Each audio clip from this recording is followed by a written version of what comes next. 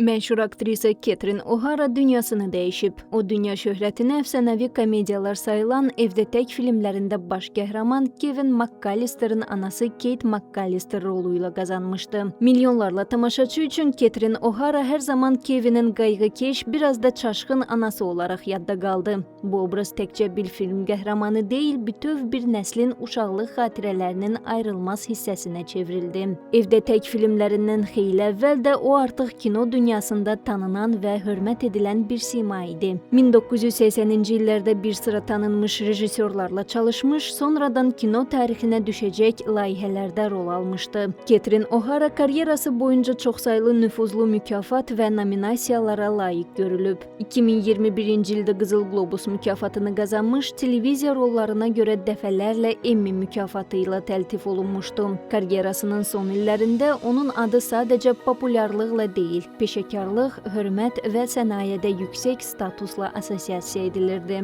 Catherine O'Hara uzun, zəngin və yaradıcılıqla dolu bir ömür sürərək dünya üzrə milyonlarla tamaşaçının yaddaşında əbədi yaşayacaq rollar miras qoyub.